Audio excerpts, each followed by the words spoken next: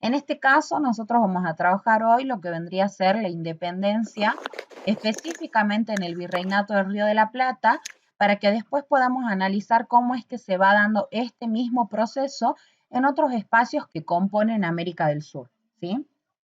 ¿Qué va a pasar en este caso? Nosotros tenemos que tener en cuenta los antecedentes de la Revolución de Mayo.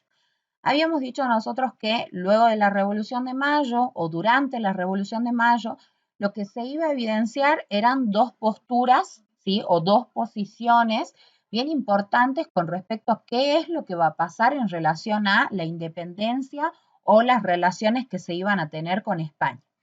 En este caso vamos a hablar, por ejemplo, de los morenistas y de los saavedristas, ¿sí? La postura que propone Moreno tiene que ver con, primero que nada, sus representantes, ¿sí? Juan José Castelli y Manuel Belgrano, y dentro de estos representantes, quien más importancia va a tener o quien más significatividad por las cuestiones ideológicas va a ser Mariano Moreno, ¿sí? Mariano Moreno plantea este movimiento como un movimiento radical, ¿sí? Es mucho más radical que lo que proponen los saavedristas y en general lo que propone el movimiento morenista tiene que ver con un cambio mayor, no solamente con la reforma de la administración, es decir, a ver, no solamente quieren que se reforme lo que ha pasado con España, sino que también desde el sector de Moreno lo que buscan ellos es ampliar una serie de reformas, sobre todo en cuanto a lo económico y a lo social. El objetivo final que tiene este movimiento morenista tiene que ver con la independencia total del virreinato. Es lo que quieren conseguir, que el virreinato del Río de la Plata logre una independencia total de lo que sería España para ese momento. Por otro lado, vamos a tener otro sector dentro de esta situación o dentro de estas actividades de la independencia, que va a ser el sector saavedrista. Este sector va a estar liderado por quien en ese momento es el presidente de la Junta de Gobierno, que en este caso iba a ser Cornelio Saavedra. Cornelio Saavedra era el líder o era el jefe de lo que vendría a ser las milicias para ese momento. Y Saavedra va a formar parte del grupo más conservador que tiene el virreinato para ese momento, porque en general lo que quieren ellos es conciliar con las autoridades coloniales, es decir, no quieren desprenderse de España, sino que más bien lo que buscan los saavedristas es tratar de establecer alguno que otro arreglo con el objetivo de que las cosas sigan iguales. ¿Por qué decimos que los saavedristas quieren esto? Principalmente ellos buscan mantener una actividad conciliatoria con los españoles porque ellos tienen estrechas relaciones económicas con los españoles. Entonces, cortar las relaciones con los españoles significaría una importante pérdida a nivel económico. Ahora, ¿cómo es que ellos establecen esas relaciones con los españoles? Vamos a decir que se dan a través del matrimonio y a través de los negocios. Es decir, los criollos o las personas que vivían en el virreinato del Río de la Plata hacían que sus hijos e hijas se casaran con españoles con el objetivo de que de entablar relaciones favorables para lo que ellos necesitaban. Entonces, que se termine la relación con España o que se busque la independencia iba a ser para ellos en algún punto una cuestión de quiebre con respecto a su economía. Luego de esta situación, es decir, luego del 25 de mayo, lo que se va a hacer es llamar a una junta grande. ¿Por qué se llama una junta grande? Si ustedes analizan esto del 25 de mayo, lo que decíamos nosotros la clase pasada es que el 25 de mayo solamente se va a dar en lo que vendría a ser la zona de Buenos Aires. Por lo tanto, las noticias a las provincias del Virreinato del Río de la Plata llegan muy tarde, ¿sí? Son noticias que el resto de las provincias no van a tener al mismo tiempo que tenga Buenos Aires. Por lo tanto, por ejemplo, los morenistas van a plantear esta posibilidad de que los representantes de todas las provincias del virreinato puedan participar con respecto a la decisión de lo que se va a hacer. Ahora, ¿qué es lo que va a pasar? Moreno va a renunciar por un lado, ¿sí? Cuando los diputados del interior ingresen, Moreno va a tener que renunciar. ¿Y por qué va a renunciar? Porque en general las provincias no quieren separarse del poder de España. Así, lamentablemente, como lo decimos, Córdoba no quiere, el norte no quiere. En realidad las provincias estaban en acuerdo con que se siga con esta situación. Y a Moreno no le parece bien, porque Moreno iba más bien por una postura contraria a esta situación. ¿Cuáles son los problemas que va a enfrentar esta Junta Grande? Primero que nada, la Junta va a desconocer algunas regiones importantes que existen en el virreinato. Por ejemplo, el litoral, ¿sí? ¿Por qué el litoral? Porque la Junta Grande ya se veía venir que Buenos Aires quería centralizar todo el poder para ellos. Y lo que quería el litoral era que el poder tenga una distribución equitativa para todos los espacios que tenía el virreinato. Sin embargo, Buenos Aires desde el inicio muestra una postura centralista y esto genera que haya un duro quiebre con respecto a las relaciones políticas. Y esto, atentos, hay que tenerlo muy en cuenta, porque después, cuando nosotros vayamos hablando de los acontecimientos que se van a ir dando desde 1810 hasta 1860 aproximadamente, la pelea entre Buenos Aires y el litoral, que vendría a ser Corrientes, Entre Ríos, Misiones, va a ser importantísima, porque ellos son contrarios a la visión que tiene Buenos Aires de tener en la provincia todo el poder del país. ¿Sí? Sigamos entonces. Luego de la Junta Grande, esto se disuelve, ¿sí? Esta Junta no funciona demasiado porque, a ver, ¿qué pasaba? El poder de Buenos Aires trataba de ser centralista, como les digo, y el resto de las provincias no estaban de acuerdo con respecto a esta decisión. Entonces, ¿qué es lo que va a pasar? Se forma lo que se llama como el primer triunvirato. Este triunvirato no tiene demasiado éxito, no tiene tampoco demasiado apoyo político por parte de los habitantes del virreinato y dura solamente un año, ¿sí? ¿Qué es lo que nosotros diríamos que forma un triunvirato? Un triunvirato está compuesto por tres autoridades y sobre estas tres autoridades recaía la toma de decisiones. Sin embargo, ¿cuál es el problema? Que en general las decisiones que se tomaban casi siempre eran favorables a Buenos Aires y contrarias al resto de las provincias. Entonces ese es el problema que se tiene con este primer triunvirato. Otro de los problemas que se tiene con el primer triunvirato es que no toma decisiones acertadas, ni tampoco toma decisiones que digan, a ver, vamos a iniciar la lucha por la independencia, sino que más bien el primer triunvirato se mantiene tibio, bastante tranquilo con respecto a la toma de decisiones. ¿Qué vamos a ver entre este periodo? Entre este periodo nosotros tenemos que tener en cuenta algunas cuestiones. Ya desde 1810 y con el comienzo de la Revolución de Mayo comienzan algunos ataques dentro de lo que vendría a ser las guerras por la independencia. Para 1810 nosotros vamos a decir que tenemos la primera guerra que es en Suipacha, después vamos a tener guerras, por ejemplo, en Cotagaita y vamos a subir a lo que sería Huachi. Huachi representa un lugar bastante complicado para esta cuestión de la guerra. ¿Por qué? Porque mientras que se consiguieron victorias en Suipacha y en Cotagaita, Huachi significó una de las pérdidas más importantes para este proceso independentista. ¿Y por qué vamos a decir que genera un problema? Porque los realistas se van a armar y van a generar una acción contraofensiva contra las tropas patrióticas y van a generar una gran pérdida, no solamente en vidas humanas, sino también en relación a todo lo que tiene que ver con la guerra, pérdida de armamentos, pérdida de territorios, pérdida de vidas humanas. Entonces decimos que Huachi fue muy importante. Ahora, esta guerra de la independencia, vamos a ver nosotros que existen dos bandos, ¿sí? Van a ser los que se van van a pelear en este caso. Los bandos se van a llamar o van a ser identificados como realistas y como patriotas, ¿sí?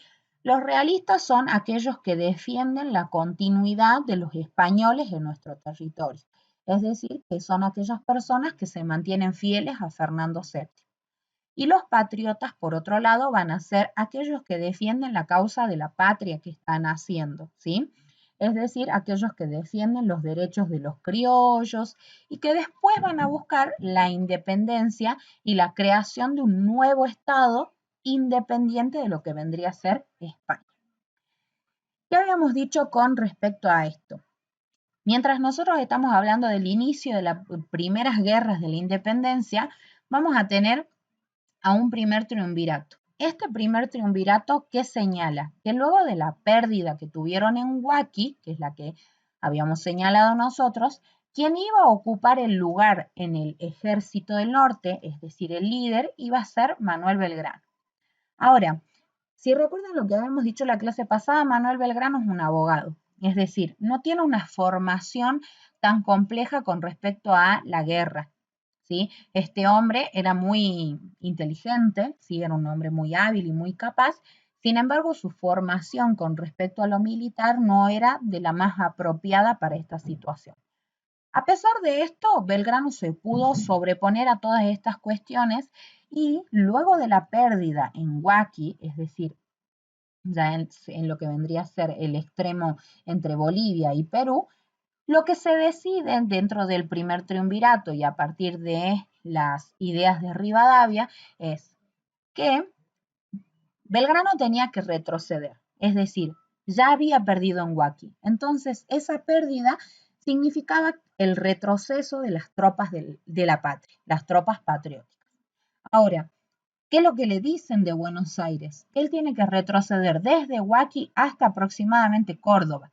Entonces, si ustedes observan el espacio territorial que tenía que retroceder, para Belgrano, lamentablemente esta decisión es equivocada, porque Belgrano les dice, no tenemos que retroceder tanto, sino que les vamos a dejar un territorio sumamente amplio para que los realistas puedan contraatacar hacia nosotros.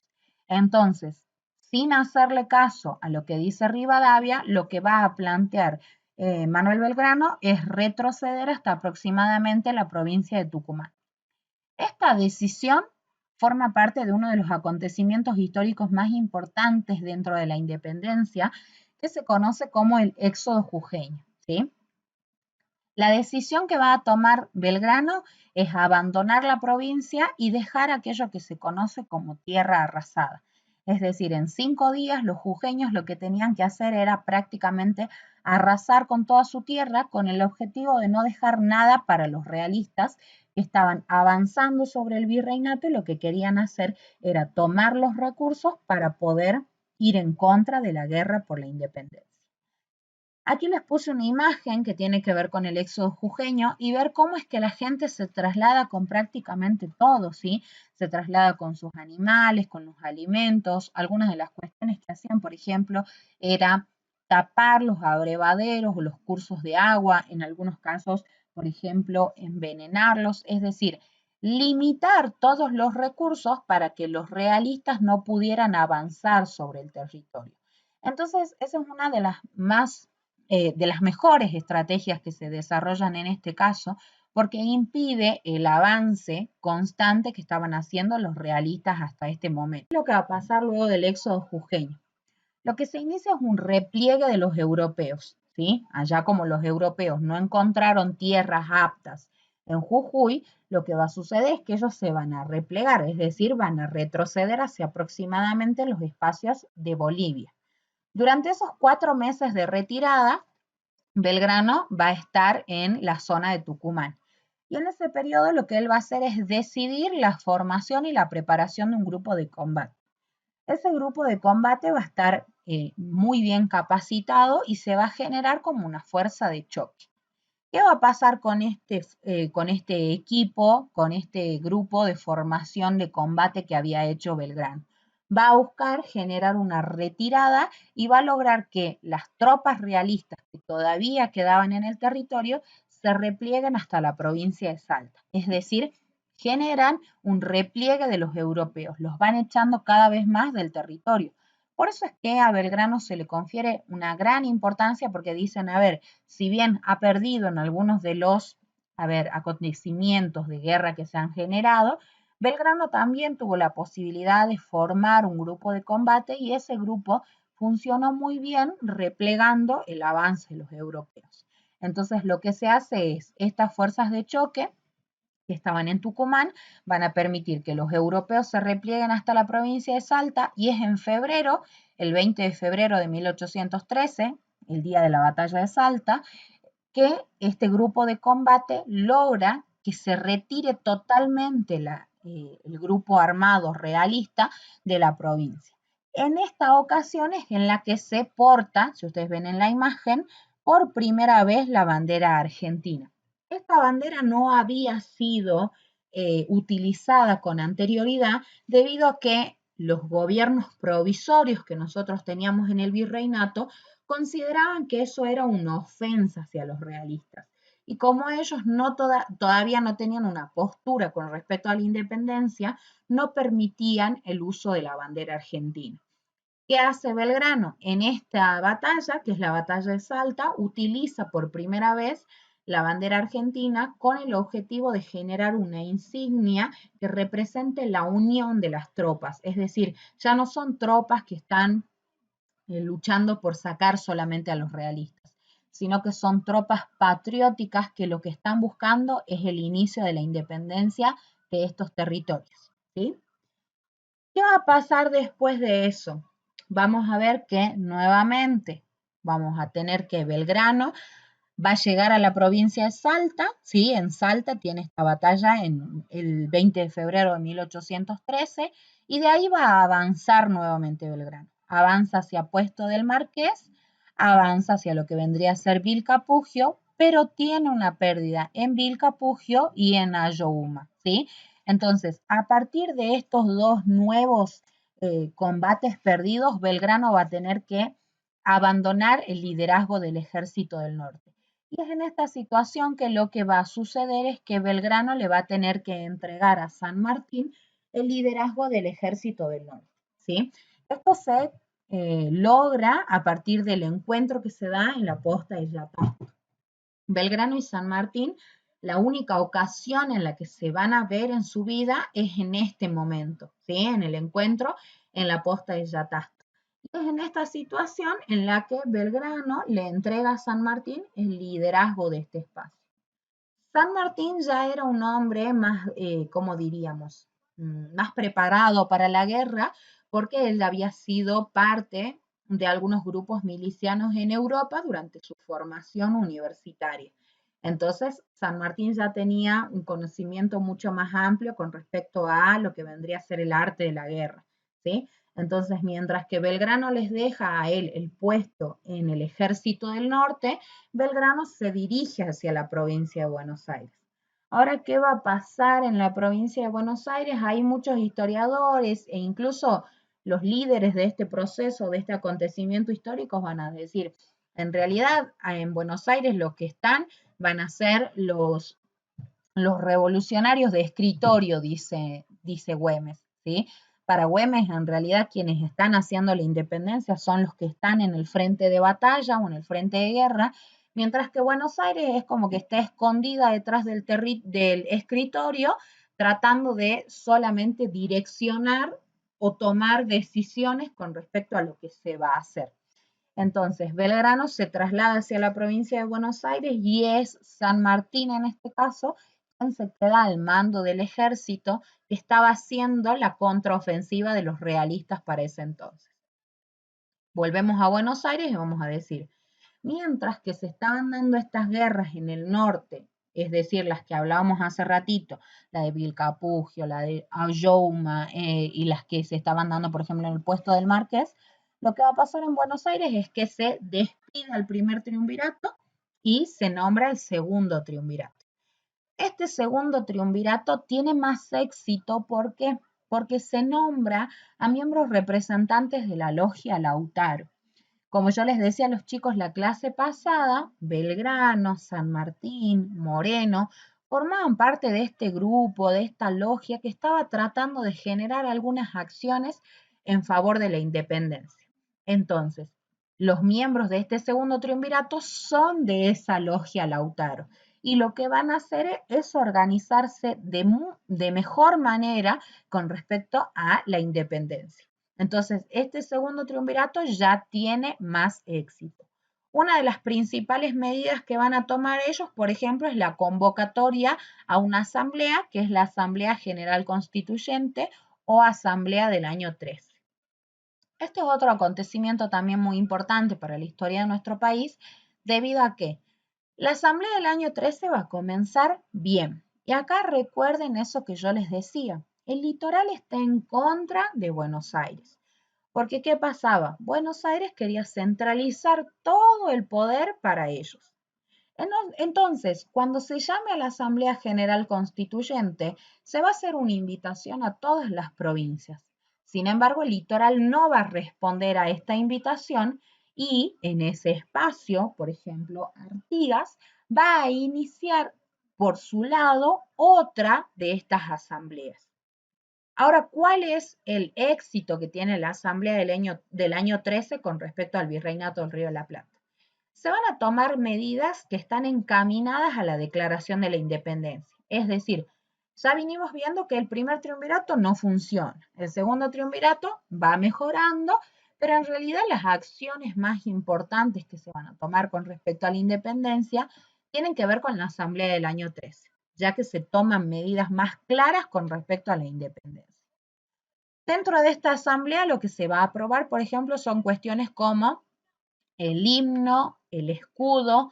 Otra cosa es que se busca ya acuñar monedas con el escudo argentino y ya no se busca acuñar monedas con la cara del rey Fernando VII. Entonces eso muestra eh, una clara visión de que están en contra de la autoridad de España por ese momento. Ahora, ¿por qué no se logra declarar la independencia en 1813? Porque hay una división entre quienes forman parte de lo que vendría a ser la logia, ¿sí? Ellos van a ser San Martín y Belgrano, perdón, y Alvear. ¿Por qué? Porque San Martín quiere que sí o sí se genere esta independencia, ¿sí? Entonces, ¿qué es lo que va a decir San Martín? Quiere reorganizar el ejército del norte y iniciar acciones por la búsqueda de la independencia, es decir, iniciar con todo lo que pueden las guerras por la independencia. Mientras que por otro lado, Alvear, que es otro miembro de la logia Lautaro, va en contra de lo que dice San Martín y dice, mejor esperemos a ver qué es lo que pasa en Europa como para que recién tomemos una decisión. Y esa es lamentablemente la decisión que monopoliza esa asamblea. Por eso es que la banda oriental, o lo que ya habíamos dicho nosotros, Corrientes, Entre Ríos, Misiones, están en contra de esto, porque Corrientes, Entre Ríos y Misiones estaban a favor de la independencia, o sea, estaban a favor de lo que quería San Martín, mientras que el resto de la asamblea, es decir, el resto de los representantes de las provincias, aún dudaban si se podía llegar a lograr esta independencia. Otra de las medidas que se van a generar durante esta asamblea del año 13 tiene que ver con la supresión del tributo que tienen que pagar los indios. Si se acuerdan lo que veníamos trabajando durante la época colonial, que dijimos, los indios le tenían que pagar un tributo a los encomenderos, pero a partir de 1813 ese pago ya no se tiene que realizar. Se prohíbe la importación de esclavos, es decir, que en este territorio ya no iban a poder llegar nuevos esclavos provenientes de África o de la zona de Asia, como habíamos dicho, después del siglo XVII. Además de eso, se declara la libertad de vientres, que ¿qué significa la libertad de vientres? Que todas aquellas personas que nazcan o que hayan sido engendrados de esta asamblea del año 13 en vientre de las personas que eran esclavas durante ese momento, iban a poder nacer libres. Es decir, que desde ahora en adelante, aquellos que naciesen desde esta asamblea iban a ser libres, en el caso de los esclavos. Otra cosa que se va a hacer es abolir los títulos de nobleza y eso significa que en el territorio argentino no se trata a ninguna persona de forma distinta a pesar de que tenga un título nobiliario. Y también la Asamblea General Constituyente del año 13 logra que se genere un cambio con respecto a los modelos de gobierno que habían hasta ese entonces. Lo que se va a hacer es crear un poder ejecutivo unipersonal, es decir, que el poder que había hasta ese momento no iba a estar en tres personas, como en el caso de los triunviratos, sino que ahora el poder iba a ser unipersonal, es decir, que iba a ser desempeñado por una sola persona. Eso va a ser el inicio del director supremo. Y el directorio va a durar hasta aproximadamente 1820. Entonces, nosotros, ¿qué vamos a ver? Que este es el modelo más eficiente entre los modelos políticos patrióticos existentes para ese momento. las juntas no funcionan, los triunviratos tampoco funcionan, entonces lo que se establece es un directorio. ¿Sí? Luego de la Asamblea del año 13 vamos a volver a hablar de las guerras por la independencia.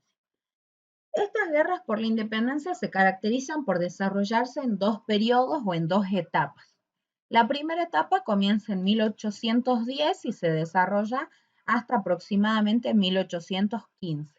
Y después vamos a tener una segunda etapa, que es la que se da entre 1815 hasta aproximadamente 1825, cuando ya se haya declarado la independencia y comience más bien un periodo de guerras civiles, es decir, al interior de los territorios.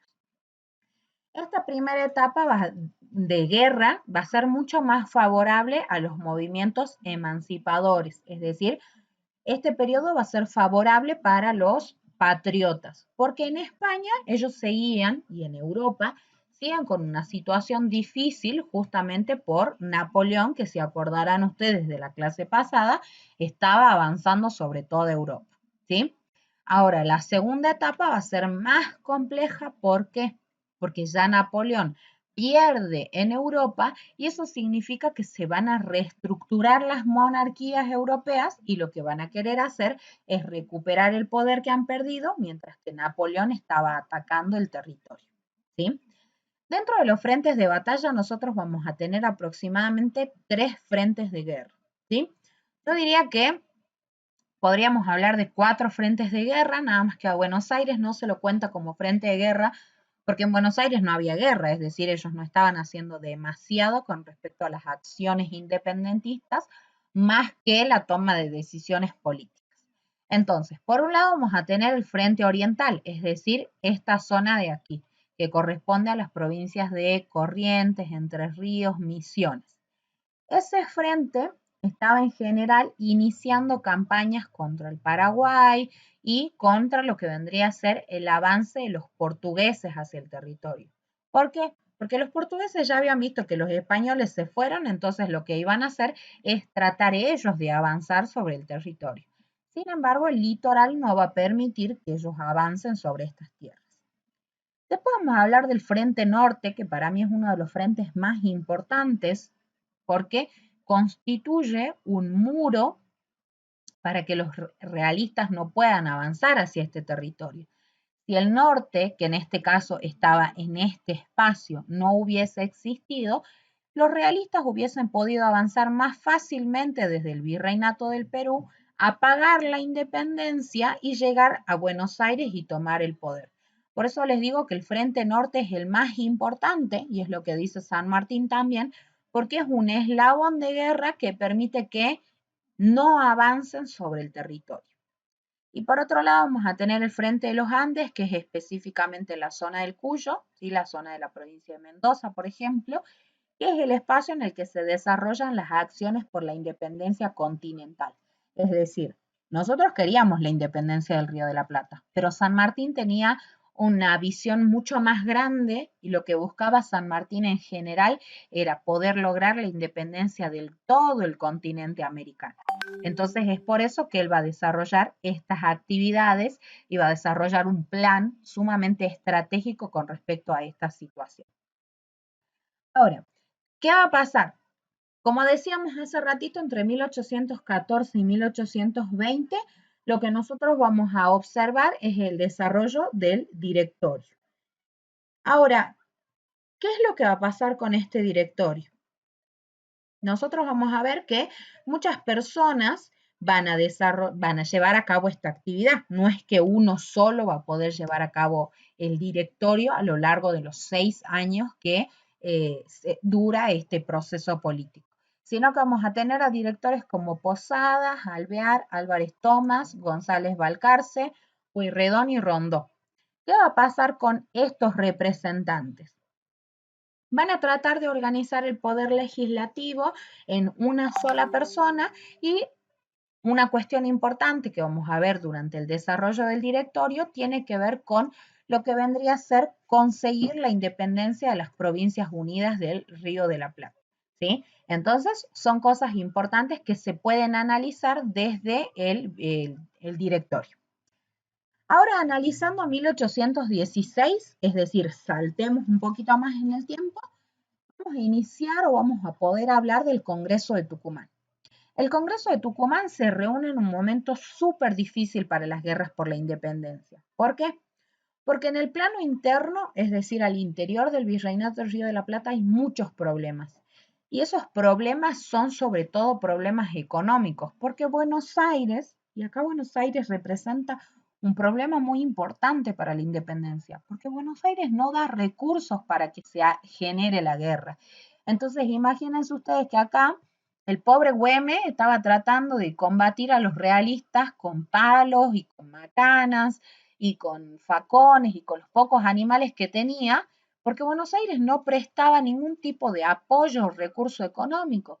Y también en la región, por ejemplo, del Cuyo, mientras que San Martín iniciaba el plan de independencia continental, Buenos Aires no prestaba una gran cantidad de recursos para esta acción. Entonces vemos que el problema económico durante la independencia es fundamental. Por otro lado, vamos a ver que en el plano externo, es decir, en Europa, ¿cuál es el problema? Que Fernando VII recupera su poder. ¿Y por qué recupera su poder? Porque Napoleón Bonaparte ha perdido en la batalla de Waterloo y eso ha significado un retroceso en todas las acciones que se habían desarrollado durante la Revolución Francesa. ¿Qué hacen las monarquías? Vuelven cada vez más fuertes por el periodo este en el que no habían estado por Napoleón, y lo que quieren hacer es, por ejemplo, los españoles con Fernando VII castigar a todos los americanos que hayan osado iniciar acciones contrarias a los españoles. Lamentablemente, en este proceso, muchas o muchos de los espacios que se habían levantado contra el poder de Fernando VII van a ir sofocando lo que vendrían a ser sus acciones independentistas. El único lugar que no lo va a hacer, es decir, que no va a volver atrás en esta acción, es el Virreinato del Río de la Plata. Y por eso se apuran en iniciar el Congreso de Tucumán, porque dicen, Fernando ya retomó su poder y lo que va a querer hacer es iniciar una concentración y una mejora de las tropas realistas para ir en contra del Río de la Plata. Entonces se llama a este Congreso del Tucumán el día 9 de julio de 1816 y la principal medida que se va a tomar es la Declaración de la Independencia. Es por eso que nosotros decimos que en ese momento se logra la Declaración de la Independencia del Río de la Plata. Y ahora ya no se llama más Virreinato del Río de la Plata, sino que comienza a adquirir el nombre de Provincias Unidas del Río de la Plata. Otro tema que se va a discutir es, ¿y ahora cuál es el gobierno que nosotros vamos a tener? Porque sí, todo muy lindo, declaramos la independencia, ya no dependemos de los españoles y bla, bla, bla, pero ¿cómo nos vamos a organizar? Entonces es que se discute cuáles van a ser las formas de gobierno. Las formas de gobierno, por ejemplo, van a ser la monarquía constitucional o una república. Y en este caso, la monarquía constitucional, muchos van a decir, pero no sirve, porque si acabamos de independizarnos de un rey y ya queremos hacer otra monarquía más. Van a haber gente que por un lado van a decir, bueno, ya nos independizamos del rey de España, entonces le entreguemos nuestro territorio a otro rey europeo. Y ahí dicen, ¿en serio le vamos a entregar el mismo territorio a otro rey, siendo todo lo que pasamos, sabiendo todo lo que pasamos? Y por otro lado va a estar Belgrano, que propone una monarquía incaica. Que a ver, Belgrano es súper utópico cuando propone esta situación. ¿Por qué? Pues ya no quedaban incas. A ver, los españoles invaden el territorio americano para 1542 y declaramos la independencia en 1816. O sea que hay casi 300 años de historia en las que no queda ningún inca puro. No hay ni un solo inca puro por todas las relaciones que se han establecido entre estas poblaciones y entre estas sociedades. Entonces, las ideas de la monarquía constitucional no sirven. Si bien se plantean, no sirven para este nuevo estado o esta nación que estaba surgiendo. Entonces vamos por lo que vendría a ser el nacimiento de una república. Ahora, ¿qué va a pasar? Este Congreso de Tucumán no puede dar demasiadas soluciones más que la declaración de la independencia, y lo que sí se decide es trasladar el Congreso a la provincia de Buenos Aires. ¿Qué va a pasar? Se declara la independencia el 9 de julio de 1816. Ahora, San Martín en ese momento estaba siendo el líder del ejército del norte. Y él va a plantear una idea mucho más compleja a esto. Él va a decir, se va a dar cuenta que plantear la independencia desde el Río de la Plata no es posible, porque necesitábamos un apoyo mucho más complejo para lograr ganarle a los realistas. Y en este caso recuerden que va a ser importante el contexto europeo para que San Martín tome una decisión. Él se va a dar cuenta que Fernando va teniendo cada vez más poder y Fernando va a organizar las milicias para que vengan con todo en contra de los que están eh, mitigando el poder de los españoles. Entonces San Martín dice, ya la independencia no puede ser solo del Río de la Plata, sino que la independencia tiene que ser de la totalidad del continente americano. San Martín pide su relevo del ejército del norte, es decir, ya no quiere él ser el líder del ejército del norte, y quien va a quedar en este momento va a ser Rondó. Pero San Martín conoce en Buenos Aires a uno de los hombres quienes van a ser un baluarte sumamente significativo en esta lucha.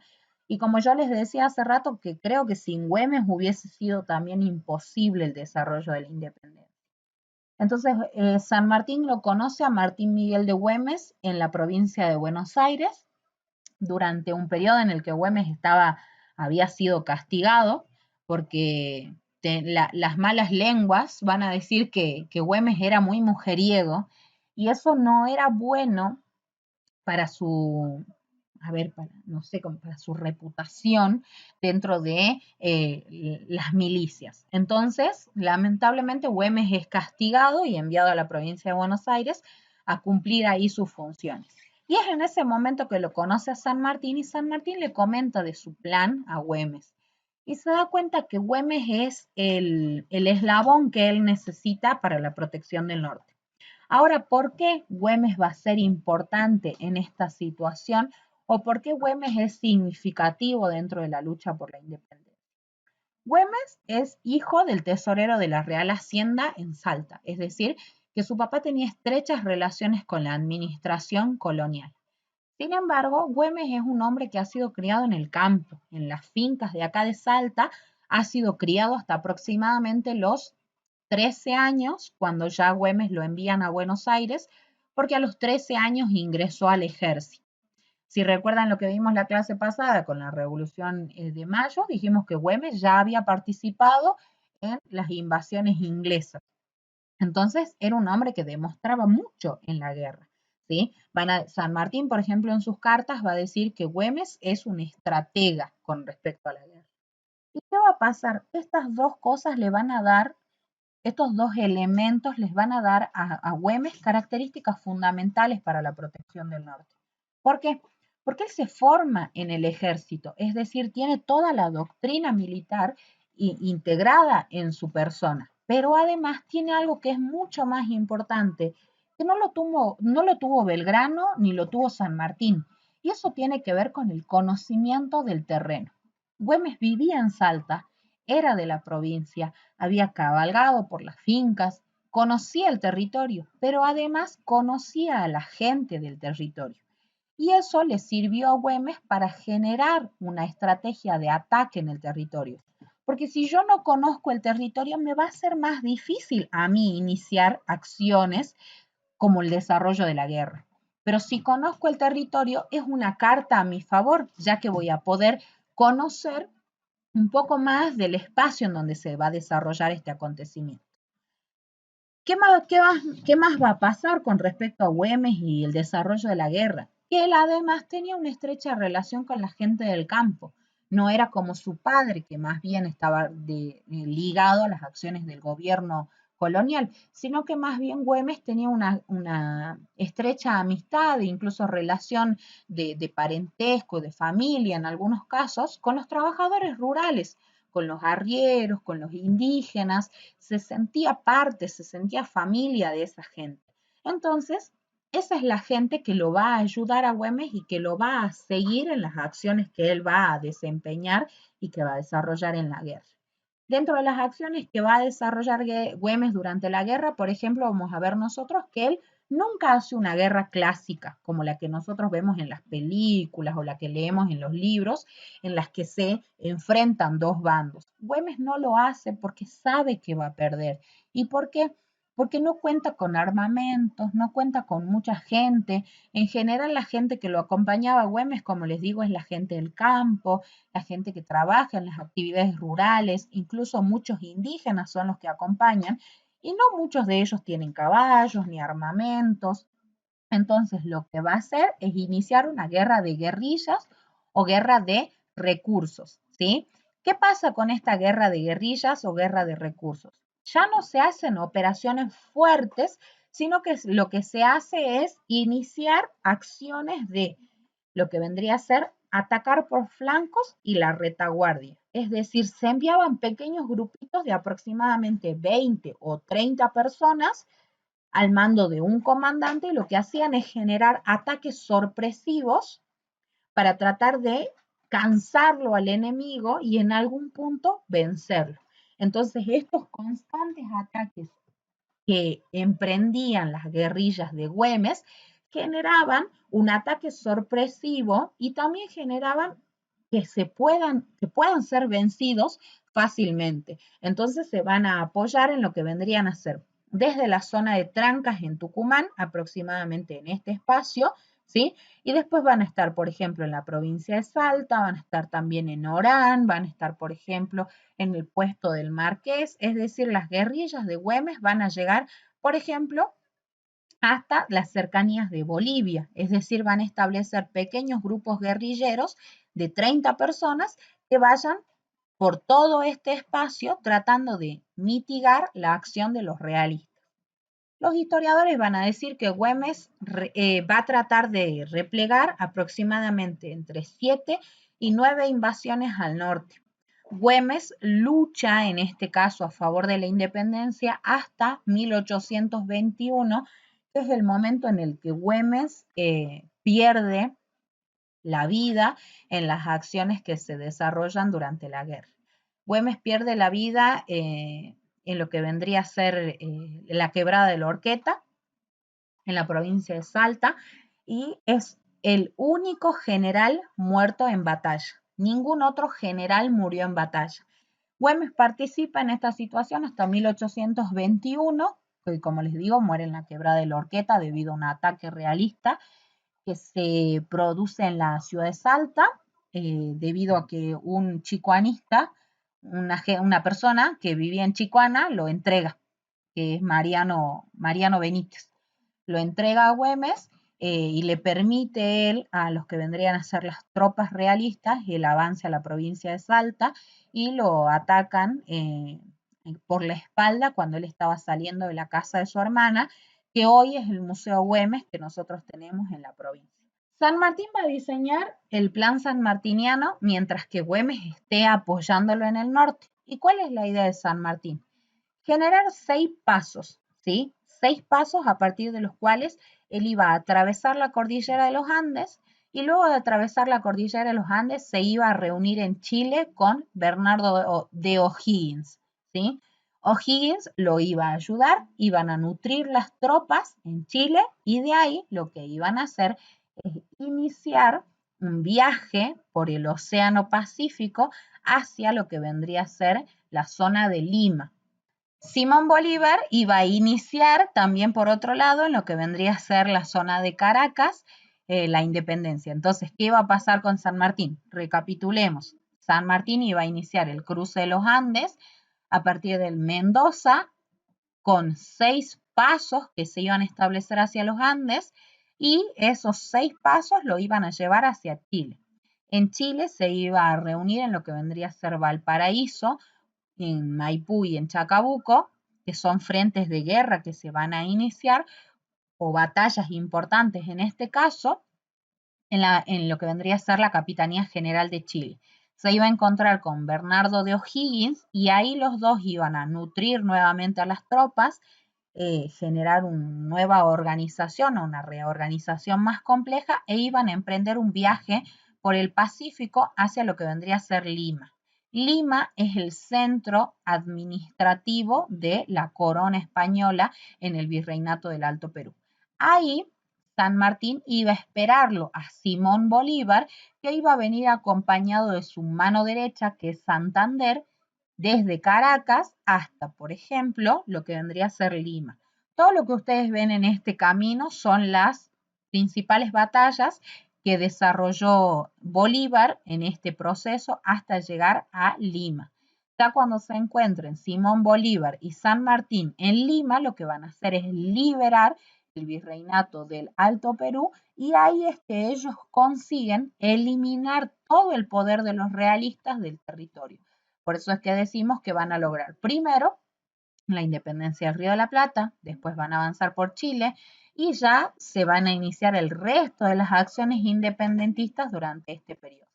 Después de liberar lo que vendría a ser Lima, por último liberan lo que vendría a ser la zona de Bolivia, específicamente en La Paz. ¿Sí? Por eso es que Bolivia se llama Bolivia, por Simón Bolívar. Ahora les hablo un poquito de las mujeres durante la independencia, porque en general solemos hablar de los varones nada más. Nosotros decimos que los varones hicieron la guerra, los varones hicieron la independencia y nada más. Pero las mujeres son muy importantes durante este proceso. ¿Por qué? Porque son las mujeres que en algunos casos van a ser las que financian la lucha por la independencia.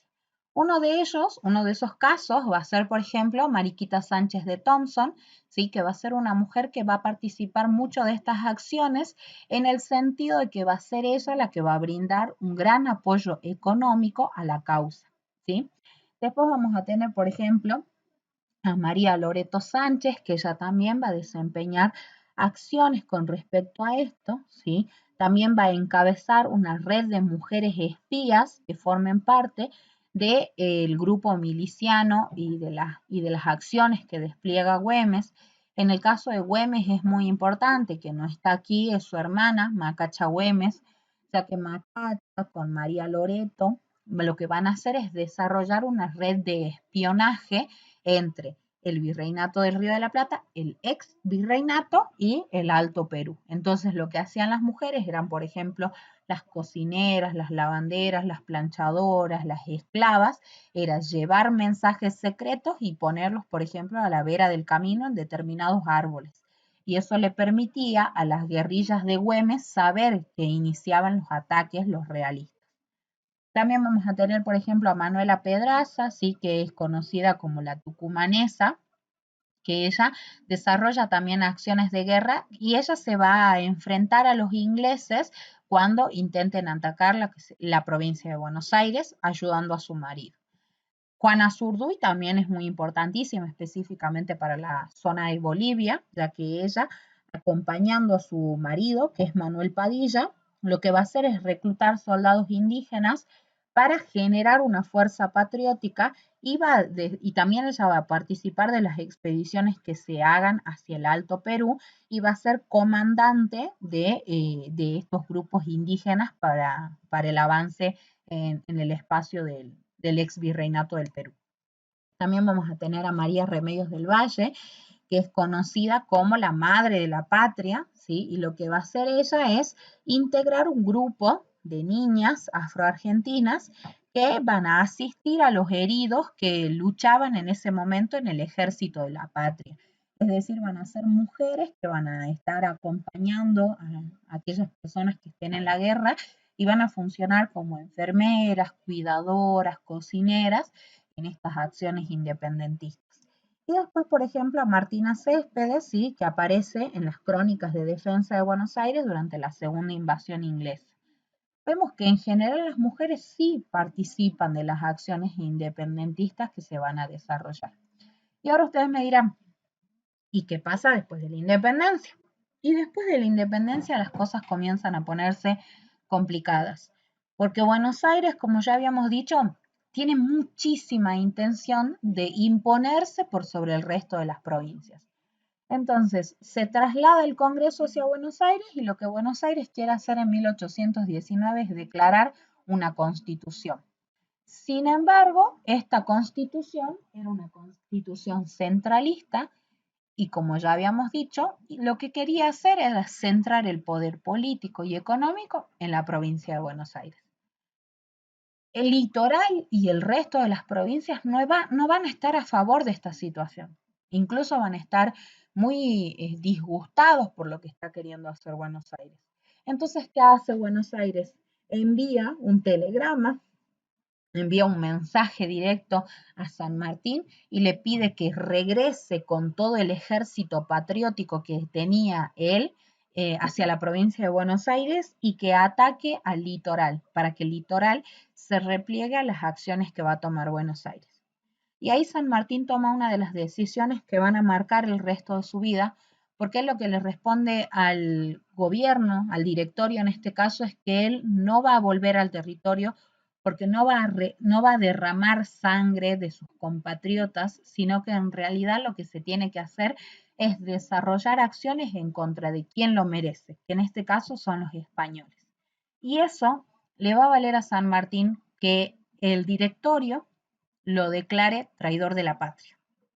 A pesar de haber sido él el ideólogo de la independencia del Río de la Plata, el directorio lo declara traidor a la patria.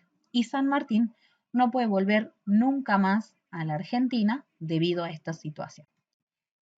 Luego de eso, ¿qué vamos a ver? Buenos Aires quiere ir en contra del interior sí o sí. Entonces lo que va a generarse en ese momento es la batalla de Cepeda, ¿sí? Esta batalla va a generar que los poderes que hasta ese momento se encontraban, que eran los del litoral y Buenos Aires, los más grandes, se enfrenten y lo que se hace es derrotar a Rondó en Cepeda. Rondó pone fin al directorio y al gobierno que se había centralizado y Buenos Aires ahora ya iba a estar a cargo del poder de un director, ya no de un director, sino más bien de un gobernador. ¿Qué pasa para 1820? Después de todo esto, lo que va a iniciar es un periodo que conoceremos como las autonomías provinciales. Es como que todos se pelearon con todos y cada uno se volvió independiente. Ahora, ¿cuál es el problema? Que dentro de esta independencia, dentro de la independencia que ya se había logrado, quienes van a salir más perjudicados son el resto de las provincias, porque Buenos Aires ya había organizado un buen colchón para caer